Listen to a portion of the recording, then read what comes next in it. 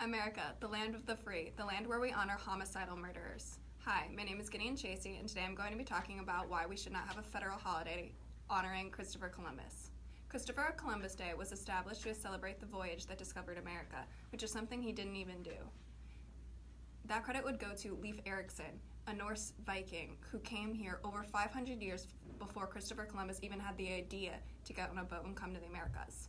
He never even landed in the actual United States of America. He landed in the Caribbean, Central America, and parts of South America. Yet the United States still honors him and treats him as if he founded the United States. Never even landed here. But that's okay.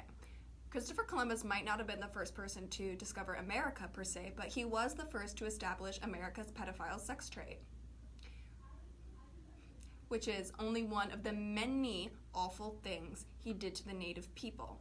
On his first expedition, when people came to greet him, like the natives came out of the woods to greet him, he wrote about how nice and kind and friendly they were, and wrote about how easy it would be to conquer them and how they would make great servants. He captured the first natives to greet him and took them back to Spain.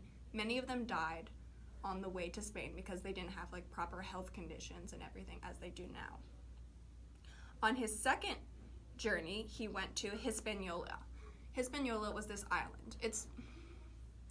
It was kind of a nice island, but he extremely exaggerated how it was. He wrote in letters back to the Queen about how it was full of riches and wealth and had all these natural resources so that the Queen would fund his expedition to start a colony there. So he wrote all these things, the Queen funds the colony, and he starts doing awful things to the people. All children over the age of 14 were forced to work and mine for gold.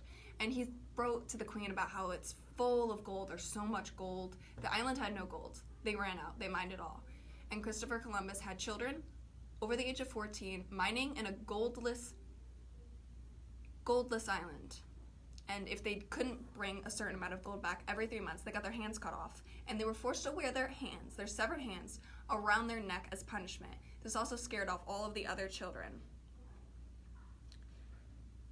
He took 1,000 of the best people that the island had to offer, left 500 there to be slaves for the colonists, and took the other 500 back to Spain with him to become slaves.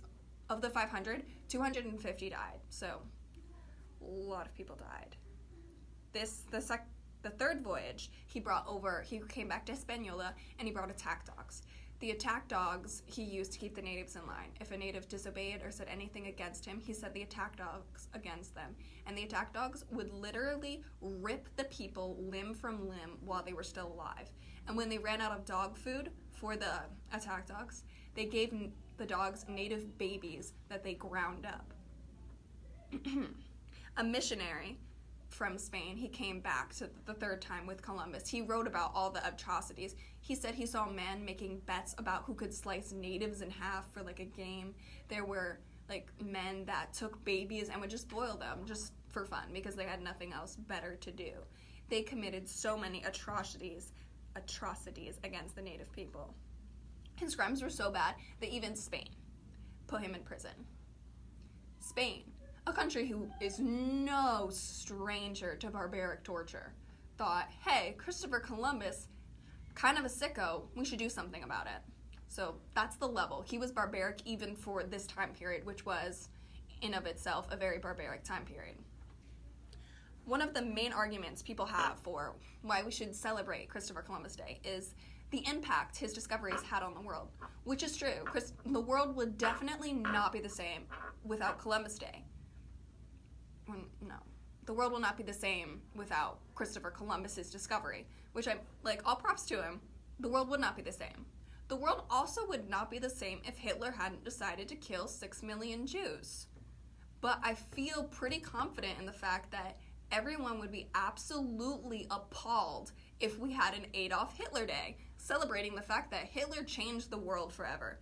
No, that's not how it works. He killed 6 million people. It doesn't matter that, yeah, he did some good things for his country, which he did. He created a greater sense of nationalism for Germany, and he helped the economy in ways that Germany is still benefiting from. But that doesn't matter because he killed 6 million people. So all the small things he did for his country don't play up in the long run. It doesn't matter. Yet Christopher Columbus is not held to the same standard. And why is that?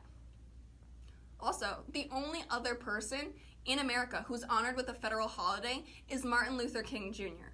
Why is a man, a civil rights leader, who created this giant movement, honored at the same level as Christopher Columbus?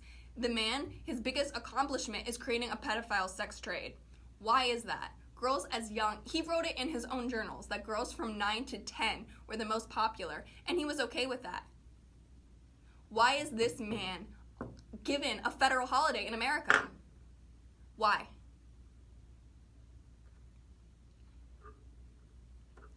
America should be ashamed that he's still honored. It's sickening. That's all I have to say. Thank you for your time. Thank you for listening.